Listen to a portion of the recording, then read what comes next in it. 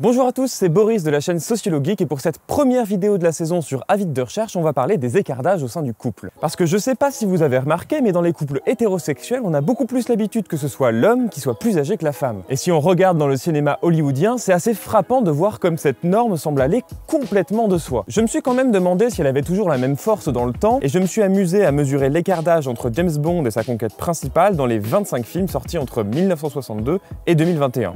Et bien le résultat est plutôt parlant. Donc là, vous avez l'évolution des écartages sur 60 ans, et finalement c'est étonnamment au début de la période que l'écartage est le plus faible, avec en 64 et en 69 les deux seuls cas où l'actrice est plus vieille que le héros. Et le record est atteint en 1981 par la française Carole Bouquet, pour Rien que pour vos yeux, dans lequel elle avait 30 ans de moins que Roger Moore. Sur toute la période, l'écartage moyen est donc de 13,7 ans et on n'observe pas vraiment d'inflexion dans cette norme au cours du temps. Léa Seydoux dans les deux derniers films ayant quand même 17 ans de moins que Daniel Craig. Bon, évidemment, le cas de James Bond, il est un peu extrême, il reflète pas forcément la réalité sociale. Dans la vraie vie, l'écartage moyen entre les hommes et les femmes, il est plutôt de 2 ans et demi en faveur de l'homme. Mais il y a une chose qui est intéressante, c'est que cet écartage, on le retrouve dans à peu près toutes les cultures dont on a connaissance, et s'il a tendance à se réduire pour les sociétés occidentales, il se réduit jamais complètement et on descend jamais vraiment en dessous de ces 2 ans et demi. C'est donc la production de cet écartage qu'on va essayer de comprendre avec un article de Marie Bergström paru en 2018 dans la Revue française de sociologie. L'article s'appelle « De quoi l'écartage est-il le nombre? L'apport des big data à l'étude des écartages au sein des couples ». Bienvenue dans Avis de recherche.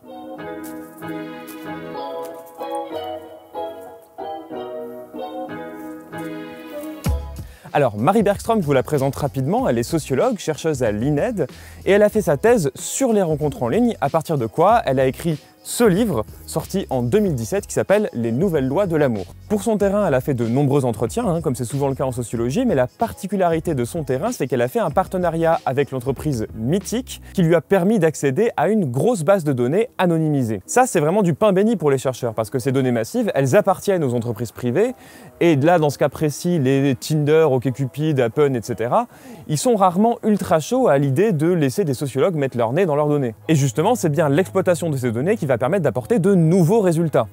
Et oui, parce que l'écartage au sein du couple, c'est pas du tout une question nouvelle. Elle a été traitée par de nombreux scientifiques, notamment des biologistes, des démographes et aussi bien sûr des sociologues.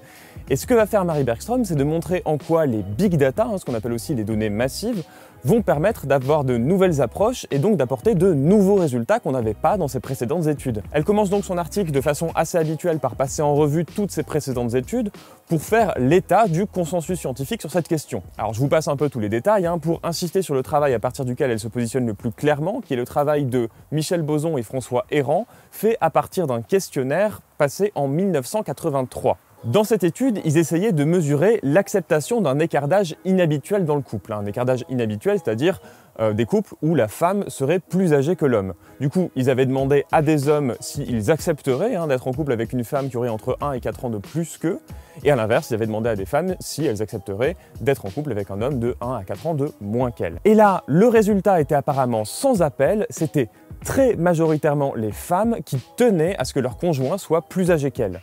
Michel Boson, dans un article de 1990, avait donc analysé ça au prisme de la domination masculine, le concept qui avait été mis en avant notamment par Pierre Bourdieu, et il concluait alors à une domination consentie voulue par les femmes. Ce que va faire Marie Bergström, c'est qu'elle commence par vérifier si ces résultats ils sont encore valables aujourd'hui. Pour ça, elle va s'appuyer sur l'enquête EPIC faite par l'INSEE et l'INED en 2013-2014. C'est une enquête par questionnaire où on posait le même type de questions que dans l'enquête de 1983. Et là, elle constate que 30 ans plus tard, on observe à peu près exactement les mêmes types de résultats. On voit que les femmes sont entre 70% et 60% à refuser des hommes 5 ans plus jeunes, alors qu'à l'inverse, les hommes déclarent bien plus souvent accepter une femme plus âgée parce qu'ils sont presque 80% tout au long de leur vie. Bon, du coup ça semble plier, non? Si on retrouve les mêmes résultats, c'est que les explications marchent toujours. S'il y a un écart d'âge entre les hommes et les femmes, c'est parce que les femmes refusent de sortir avec des hommes plus jeunes, tout simplement.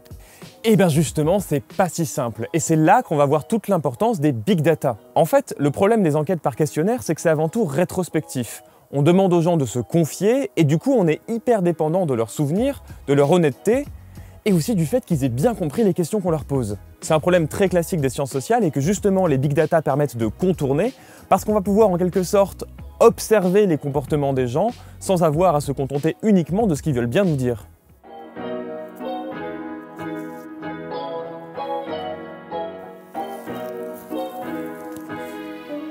Alors le premier truc intéressant à étudier avec ces fameuses big data, ou données massives en français, ça va être la fourchette des âges souhaités. Vous savez, quand on s'inscrit sur un site de rencontre, il faut qu'on mette une fourchette hausse et une fourchette basse des âges qu'on souhaite rencontrer. Par défaut, Mythic propose entre 25 et 45 ans, mais personne ne garde une fourchette aussi large, et du coup on peut déjà observer une première individualisation des préférences dans ce paramétrage des âges souhaités. Et quand on regarde les fourchettes pour les hommes et les femmes, ça donne ce graphique-là.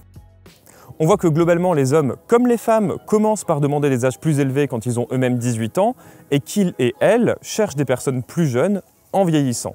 La différence, c'est que les hommes commencent beaucoup plus tôt que les femmes à rajeunir leurs préférences et que ce phénomène s'accentue assez fortement par la suite. Et ce qui est intéressant, c'est que ce qu'on voit là, ça tranche complètement avec les chiffres qu'on avait obtenus lors de l'enquête par questionnaire. Regardez, si je vous affiche les données, la courbe en grise, c'est le pourcentage de personnes qui disaient accepter que la femme ait 50+ dans l'enquête par questionnaire, et en noir, c'est ce qu'on voit dans les préférences sur Mythic.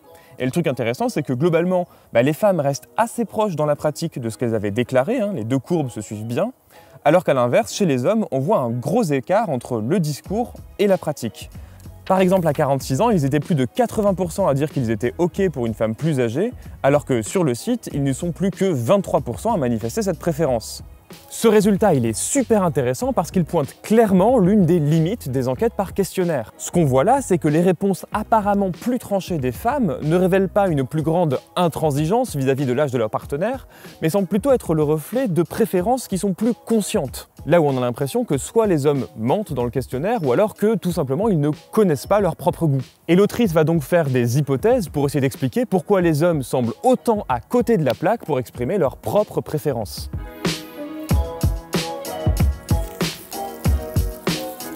Et d'après ce qu'on peut déduire de la littérature sociologique sur le sujet, il semblerait que les deux sexes n'aient pas du tout la même réflexivité sur leurs préférences amoureuses et sexuelles. En clair, on socialise davantage les femmes à parler de leur vie affective, et quand on leur pose des questions sur le sujet, elles sont plus réfléchies et conscientes de leur goût. A l'inverse, on socialise beaucoup moins les hommes à exprimer leurs émotions et à parler de leur vie affective. Du coup, quand on les interroge sur le sujet dans un questionnaire, pour eux ça reste des questions un peu abstraites parce qu'ils n'y ont jamais vraiment réfléchi. Et du coup, ils font des réponses un peu au pif. Donc il y a un premier point important sur la compréhension de ces écarts d'âge, c'est que tout le monde n'est pas aussi conscient de ses propres préférences. Mais il y a aussi autre chose, c'est que l'écart d'âge, il ne veut pas dire la même chose tout au long de la vie.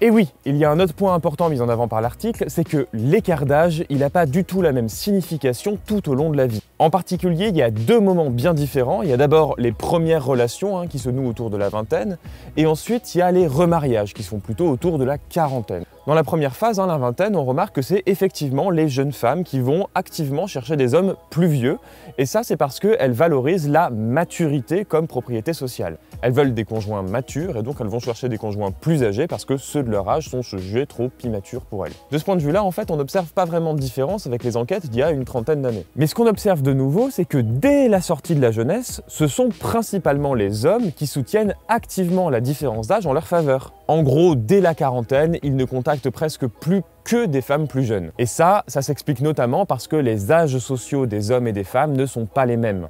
Après 40 ans, les femmes sont souvent celles qui ont la charge des enfants et du coup, elles cherchent des conjoints plutôt du même âge qu'elles. Alors que de leur côté, les hommes vivent davantage la séparation et le célibat comme une deuxième jeunesse et sont davantage enclins à vouloir repartir de zéro. C'est ce qu'on pourrait appeler la crise de la quarantaine. L'idée, c'est que ces hommes se sentent jeunes et que par conséquent, ils vont contacter des femmes qu'ils identifient comme étant jeunes. Du coup, il faut bien voir que l'écart d'âge dans les couples, il n'est pas du tout le résultat des mêmes logiques en fonction de la place dans le cycle de vie. Mais il y a un autre point super important et que le plus souvent on ne voit pas dans ce type d'enquête, c'est comment se fait la rencontre et du coup, qui est le plus à même de pouvoir imposer ses propres préférences.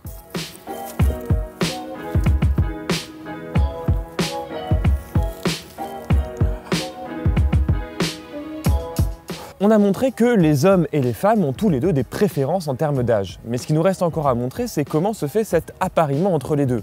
Parce que de fait, le monde de la rencontre amoureuse, il est fait de plein de codes, de normes, de façons de faire plus ou moins tacites et qu'on ne détourne pas si facilement.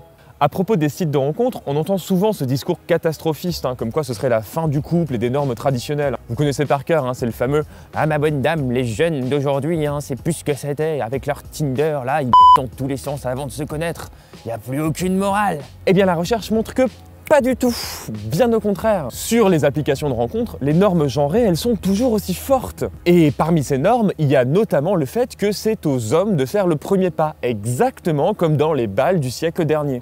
Sur Mythique en 2014, on voit que c'est 90% des premiers contacts qui sont faits par des hommes. Mais une chose intéressante, c'est aussi de voir la différence entre le nombre de premiers contacts et le nombre de réponses. En gros, les hommes ont envoyé 19 millions de premiers messages pour ne recevoir en retour que 3 millions de réponses. Ça montre en fait l'énorme asymétrie qui existe entre les deux sexes. Les hommes contactent beaucoup de femmes pour peu de réponses en retour. On estime à environ un message sur 5 qui obtient une réponse. L'écart d'âge, il résulte donc d'une interaction où les deux sexes ont des positions très différentes. Ça prend la forme d'une négociation où les hommes font des propositions qui sont amendées par les femmes à la fois par leurs réponses, mais peut-être surtout par leurs non-réponses. Mais on observe que cette norme de l'initiative masculine, elle désavantage en fait les femmes parce que ça leur enlève un pouvoir d'action important. Et c'est ce qu'on voit très bien sur ce dernier graphique. On voit en noir l'écart d'âge moyen désiré par les femmes, on voit en gris l'écart d'âge moyen désiré par les hommes, et on voit en pointillé l'écart d'âge moyen des contacts réellement établis sur la plateforme. Et on voit que cet écart d'âge moyen effectif, il se situe bien entre les deux, du coup il y a bien une négociation entre les partenaires autour de cette question, mais on remarque surtout qu'il est très proche de l'écart d'âge souhaité par les hommes. Du coup, ce que ça nous montre, c'est que si les hommes font le travail pas toujours facile d'envoyer le premier message et de se confronter à beaucoup de refus, au final c'est quand même payant parce qu'ils arrivent plus que les femmes à imposer leurs préférences. Et évidemment, on peut imaginer que ce qui est vrai dans ce cas-là pour les écarts d'âge, c'est peut-être vrai aussi pour d'autres propriétés sociales. Et la bétonneuse qui repasse, je crois que je suis maudit. Ils font des allers-retours dans l'allée là, comme ça, c'est le kiff.